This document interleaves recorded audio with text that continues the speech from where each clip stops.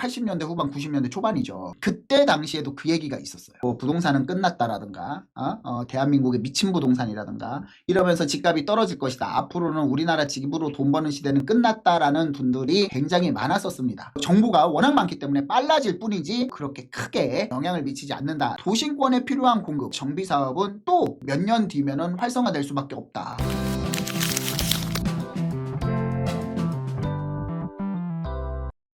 안녕하십니까, 반갑습니다. 여러분과 함께 부동산 투자의 시작을 설계하는 채널 이초민의 부말리입니다. 오늘은 10.15 대책 이후에 빌라 시장을 좀 이야기를 해볼까 합니다. 지금 오피스텔 같은 경우에는 그동안 침체기를 계속 겪었다가 지금은 다시 이제 거래량이 활발해지고 매매가가 상승하는 모습을 보이고 있지만 한참 정비사업 이슈로 인해서 빌라 거래량이 올해 7월부터 활발하게 이루어지고 있다가 10.15 대책 이후에 된서리를 맞았다라고 할 정도로 거래량이 대폭 감소를 하는 모습입니다. 그래서 이 빌라 시장이 지금 거래를 감소한 이유와 그리고 앞으로 이 빌라 시장이 어떻게 변할지 그리고 투자 전략이라든가 어떤 전략으로 지금 시장을 이해하셔야 될지 오늘 살펴보도록 하겠습니다. 자, 일단 제일 중요한 부분이 이제 10.15 대책이죠. LTV가 40%로 강화가 됐죠. 왜냐하면 3중 규제, 토지거래 허가구역, 조정대상구역, 그 다음에 투기과열지구 이 3중 규제로 지정되어 있기 때문에 LTV가 40%로 강화됐다라고 말씀드릴 수 있고요. 그리고 지금 어차피 주택임대사업자는 지금 아파트는 안 되거든요. 비아파트가 주택임대사업자가 가능한데 6년 동안. 근데 주택임대사업자건 임대사업자건 LTV가 0원, 그러니까 대출이 전혀 안 나온다라고 볼 수 있습니다. 그렇기 때문에 이제 주택임대사업자에 대한 타격이 조금 있다라고 말씀드릴 수 있고요. 그 다음에 전세대출 한도가 축소가 됐고 허가구역 지정권이 확대했다라고 말씀드릴 수 있습니다.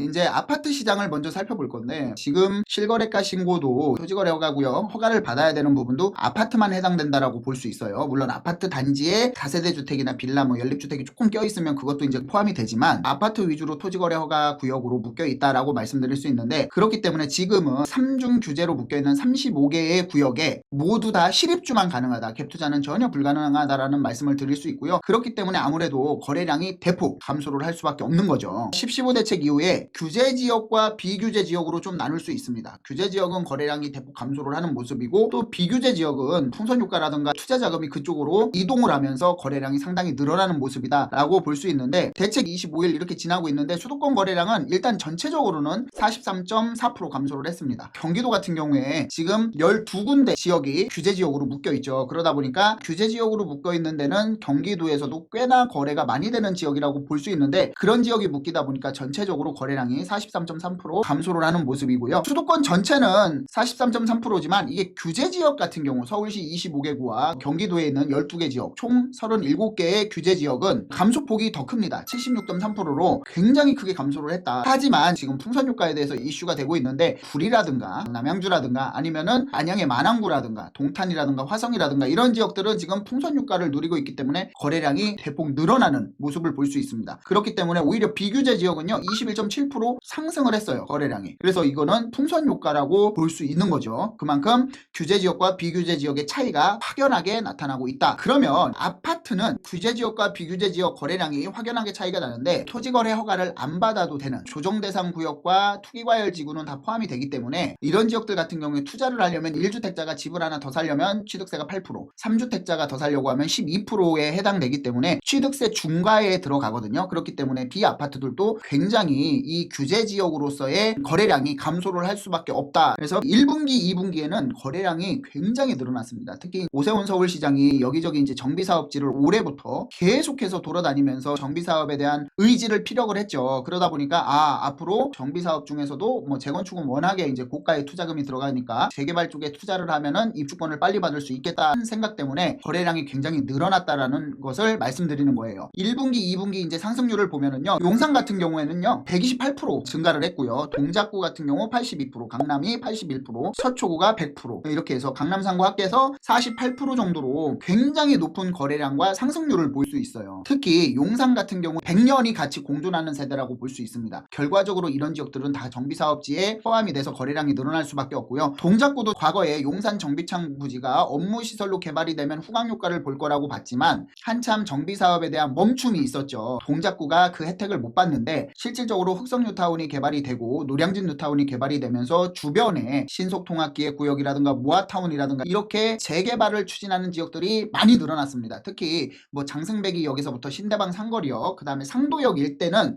주변이 전부 다 개발 후보지로 포진돼 있다라고 볼 수 있고요. 개발 예정지라고 볼 수 있습니다. 그렇기 때문에 이런 지역들의 거래량이 상당히 늘어나는 모습을 볼 수 있고, 강남구와 서초구는 강남구 서초구는 아파트만 있는 거 아니야? 이렇게 생각하실 수 있고, 또 빌라가 있더라고 해도 노후도가 맞지 않지 않나? 이렇게 생각하실 수 있습니다. 하지만 서울시에서 강남과 서초, 잠실도 도시정비용 재개발 사업을 할 수 있게 그 길을 열어줬기 때문에 빌라에 대한 거래량이 상당히 늘어나고 있다라고 말씀드릴 수 있습니다. 이제 아파트와 비아파트를 구분을 할 때 비아파트 중에서 빌라만 구분을 하는 게 아니라 오피스텔도 구분을 하고 있죠. 오피스텔 같은 경우에는 주거용이 이제 대부분이라고 볼 수 있는데, 그러면서 이제 오피스텔 거래량이 상당히 늘어나는 모습입니다. 또 오피스텔은 이번 대책에 포함이 안 됐죠. 그리고 오피스텔 같은 경우에는 매수를 할 때 주택으로 취급이 되지 않기 때문에 취득세가 4%밖에 되지 않습니다. 그리고 대출에 대한 규제를 받지 않아요. 그래서 이런 여러 가지 조건 때문에 10.15 대책에서 아파트의 대체 상품으로 굉장히 크게 인기를 끌고 있다. 서울 오피스텔 매매가격 지수가 9개월 연속 상승을 했대요. 굉장히 큰 이슈죠. 10월엔 올해 최대폭으로 상승을 했다. 10월 거래량이 전년 대비 11% 상승을 했고요. 그 다음에 대책 이후에 체결된 거래가 70%다. 중고가 오피스텔 비중이 43%를 차지할 정도로 연중 최고고, 아파트 대체 수요가 유입된다라고 시장은 해석하고 있습니다. 10월 서울 오피스텔 시장 같은 경우에는요, 거래량이 전년 동월 대비 9.3% 상승을 했고요. 전월 대비 11.1% 상승을 했습니다. 매매 지수는요 124.57이에요. 이게 무슨 얘기냐면 100 이상이면은 매도자 우위 시장이에요. 매도자가 내가 팔고 싶은 사람 골라서 팔 수 있고, 100 이하면은 매수자가 우위 시장이기 때문에 물건이 많이 나와 있기 때문에 내가 깎고 해서 살 수 있다라는 거예요. 매수자 우위 시장일 때는 가격이 떨어지는 거고, 매도자 우위 시장일 때는 가격이 올라가는 건데, 지금 100 이상으로 뚫고 124.57이기 때문에 굉장히 높게 나타나고 있는 그런 매매 지수고요. 3억 이상 거래 비중이 42.9%를 차지할 정도로 중고가 오피스텔 거래량이 활발하게 이루어지고 있다. 그래서 10.15 대책의 최대 수혜 상품은 오피스텔이다 라고 할 정도로 굉장히 뜨거운 인기몰이를 하고 있다. 이렇게 정리를 해드리겠습니다. 10.15 대책이 나온 이후에 빌라의 거래량이 굉장히 감소하는 모습을 볼 수 있어요. 얼마나 감소를 했는지를 살펴보고, 그 이유를 살펴보고, 그 다음에 빌라 시장이 어떻게 될 것인가 짚어보도록 하겠습니다. 10.15 규제 후에 빌라 거래량이 70% 이상 급감을 했대요. 근데 이게 이제 제가 자료를 발췌를 하긴 했는데, 이게 조금 어폐가 있습니다. 왜냐하면 토교통부 같은 경우에 실거래가 신고 위주로 자료가 나오기 때문에, 실거래가 신고는 계약일로부터 30일 이내에 신고를 하게 돼 있어요. 이게 지금 11월 중순이기 때문에 이제 10월 중순부터 거래된 것은 아직 보름 정도 실거래가 신고 기간이 남아 있습니다. 그렇기 때문에 정확한 데이터는 아니다. 71.9% 감소를 했다는 건 너무 과장된 표현이고, 그래도 감소를 하는 분위기다. 지금 이 부분은 좀 알고 계셔야 될 것 같아요. 하지만 하락하는 분위기는 맞다. 거래량이 줄어드는 분위기는 맞다라고 볼 수 있는 거예요. 정부 규제로 아파트 매수 수요가 연립이나 다세대로 옮겨질 것이라고 예측이 이어졌지만, 전세 사기에 대한 불안 심리와 규제에 따른 재개발 기대감 감소가 오히려 거래를 끊기고 있는 것으로 파악이 된다. 이렇게 나와 있습니다. 거래량이 줄어드는 모습은 맞기 때문에 이게 이유를 좀 살펴볼 필요가 있겠죠. 일단은 가장 큰 심리는 매수 심리 위축이겠죠. 모든 게 이제 다 포함이 되는데, 매수 심리 위축 같은 경우에는 금리 인하가 좀 지연이 될 것으로 예상을 하고, 그 다음에 경기가 불확실해요. 지금 코스피는 4,100을 넘고 4,200을 뚫고 4,300을 향해 가고 있는데, 근데 원달러 환율이라든가 아니면 금값이라든가 이런 부분으로 봤을 때는 코스피 장이 정상적으로 시장이 작동해서 올라가는 장은 아닌 것 같다. 부동산 또한 마찬가지입니다. 위축이 많이 될 수밖에 없죠. 재개발 기대감이 약화라는 표현보다는 아무래도 이제 걸림돌이 많아졌죠. 10.15 대책에서 투기과열 지구로 지정을 하면 정비사업에 대한 규제라고 보시면 될 것 같아요. 전세사기 후유증은 이건 말할 것도 없죠. 그래서 지금 굉장히 까다로워졌습니다. 대출이 있으면은 아예 계약서 자체를 못 써요. 이런 부분들이 굉장히 좀 어려워지고 하다 보니까 투자하시는 분들도 이 전세를 빼기 어렵다 보니까 아무래도 조금은 위축이 된다라고 볼 수 있고요. 이런 이유로 지금 급감 정도는 아니지만 조금 많이 줄어들고 있다. 저도 자극적인 표현을 했지만 거래량이 좀 줄어드는 모습이다라고 말씀드릴 수 있습니다. 혹시 응답하라 1988 보신 적 있으신가요? 거기에 보면은 음마 아파트가 2,800만 원, 3,200만 원 이랬습니다. 이제는 아파트로 돈 버는 시대는 끝났다고.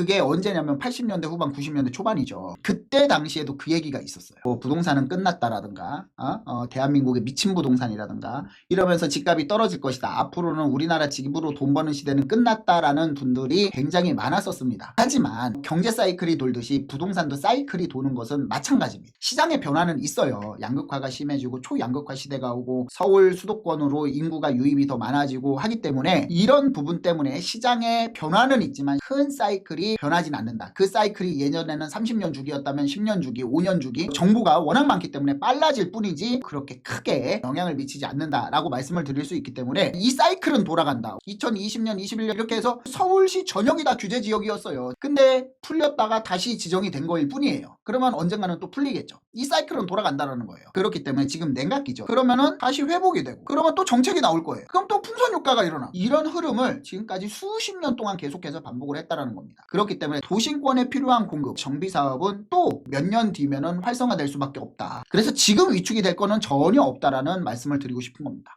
지금까지 10.15 대책 이후에 비아파트, 빌라와 오피스텔 시장은 지금 날개를 달았습니다. 오피스텔은 규제를 타고 훨훨 날아가고 있고 빌라 시장은 약간 주춤하는 모습이에요. 하지만 빌라 시장도 정비사업의 재료이기 때문에 분명한 것은 양극화가 벌어지고 있다. 지금 거래량이 대폭 감소를 했지만 이 거래량은 10.15 대책 이전에는 실입주라든가 이런 빌라 거래량이 상당히 많았습니다. 지금은 오로지 거래되는 것들이 정비사업 위주로 거래가 되고 있다. 그래서 지금 시장에 다녀보셔도 중요한 지역들 뭐 용산이라든가 동작구 일대라든가 송파구 잠실 일대 강남 일대는 사실 매물이 없습니다. 투자를 하고 싶어도 매물이 없는 상황이기 때문에 한번 시장 흐름을 잘 읽고 판단하고 투자를 하신다라고 하면은 지금도 기회가 있고 성공 투자를 하실 수 있을 거다라는 확신을 드리고 싶습니다. 오늘은 이것으로 마무리하겠습니다. 감사합니다.